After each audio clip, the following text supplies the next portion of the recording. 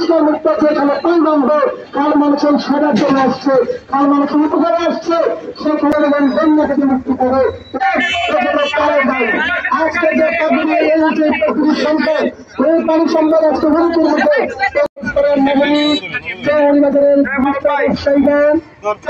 যেহেতু ফেনী অনেক বেশি প্লাবিত হয়েছিল সেই পানিতে দীর্ঘদিন গত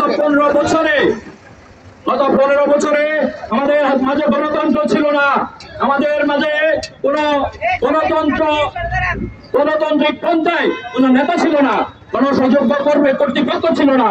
আমরা দেখেছি অনেকে এখানে বিনা ভোটে পাস হয়ে এই খালটি ভরাট হয়ে গিয়েছে, সংকুচিত হয়ে গিয়েছে। নোয়াখালীবাসীর প্রাণের দাবি এই খালকে সংস্কার করা হোক, এই খালকে পরিচ্ছন্ন করা হোক, এই খালের মাধ্যমে নোয়াখালীর যে পানির প্রবাহ, বৃষ্টি বন্যার যে পানির প্রবাহ, সেই পানির প্রবাহটা অবচল রাখা হোক। এই পানির প্রবাহ যদি সঠিক থাকে তাহলে নোয়াখালীতে কখনো বন্যা হবে না, মানুষের দুর্ভোগ হবে না। আমরা আজকে এখানে দাঁড়িয়েছি আমাদের নোয়াখালীর যে প্রধান খালটা, এই খালটা সংস্কার করার দাবিতে, অবৈধ দখল মুক্ত করার দাবিতে, এবং এই চৌমনি বাজার বাংলাদেশের অন্যতম বৃহত্তর একটি বাণিজ্যিক বাজার। এই বাজারে আপনারা জানেন দীর্ঘদিন থেকে যানজট একটি মারাত্মক সমস্যায় রূপ নিয়েছে। এই যানজটের প্রধান কারণ হল ফুটপাত দখল এবং গাড়িগুলো, ছোট ছোট গাড়িগুলার দাঁড়ানোর অব্যবস্থাপনার কারণে। এখানে কর্তৃপক্ষ রয়েছে কিন্তু তাদের ব্যর্থতার কারণে বারবার এই সমস্যাগুলোর মুখোমুখি হচ্ছে সাধারণ জনগণ। আমরা আজকে এই মানববন্ধন থেকে তাদেরকে আহ্বান করছি, এখনো সময় আছে।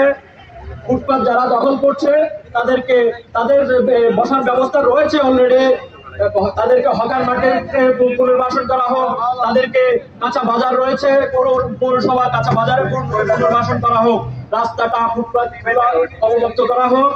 আর আমাদের যে এখানে ড্রেন রয়েছে আপনারা জানেন এই ড্রেনগুলো সবসময় ভরাট থাকে, অথচ এখানে একটি বাংলাদেশের পুরাতন প্রাচীন একটি পৌরসভা রয়েছে। এই বৃহত্তর পৌরসভার যে কাজগুলো, এই কাজগুলো তারা সঠিকভাবে করছে না।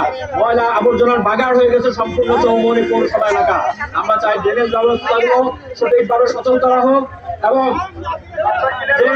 পৌরসভার যে কাজগুলো, যে সেবা কাজগুলো, এই কাজগুলো যারা সুচারুভাবে সম্পূর্ণ করে। আর আমরা ডিসি মহোদয়ের কাছে স্মারকলিপি দেব। আমাদের নোয়াখালীবাসীর প্রাণের যে দাবি, এই দাবিকে আমরা বারবার উত্থাপন করছি। এই দাবি দিয়ে আমরা সাধারণ জনগণকে আজকে পাশে নিয়ে আমরা প্রতিবাদ করছি। কালকে প্রতিবাদ করব, পরশুদিন প্রতিবাদ করব। প্রতিবাদ করতে করতে যদি আমরা দেখি এই নোয়াখালীবাসীর মনের কথা প্রশাসন শুনতেছে না, কর্তৃপক্ষ শুনতেছে না, তখন সেই প্রতিবাদের ভাষাটা ভিন্ন হয়ে যাবে। আমি সুতরাং এখনো সময় আছে, আমরা আহ্বান করছি, কর্তৃপক্ষের দিচ্ছি, আকর্ষণ করছি, আপনারা মানুষের মনের ভাষা বুঝেন, মানুষের কষ্ট বুঝেন। এই নোয়াখালী বেশিত শতাব্দী কাল থেকে কখনো এত বন্যা দেখে নাই। এই বন্যা কেন হলো? মানব সৃষ্টি এই বন্যা সংস্কার করার দরকার রয়েছে, এই বন্যা নিরসন করার দরকার রয়েছে। আমরা এই মানব সৃষ্ট এই বন্যা আর চাই না, আমরা এই বন্যা দেখতে চাই না। আজকে আমাদের এই মানব বন্ধনে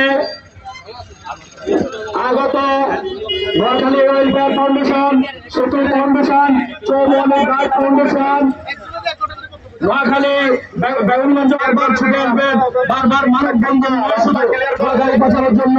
আপনারা যে কোনো আন্দোলন, যে কোনো সংগ্রামে আপনারা যেমন সেই 15 জুলাই থেকে বাঁচানোর জন্য ঝাঁপিয়ে পড়েছেন, সেরকম নোয়াখালীকে বাঁচানোর জন্য যে কোনো আন্দোলন সংগ্রাম যাই হয়, আমি বিশ্বাস করি আমরা সবাই ঐক্যবদ্ধভাবে নোয়াখালী বাঁচানোর জন্য ঝাঁপিয়ে পড়বো ইনশাআল্লাহ। আপনাদের সবাইকে আমার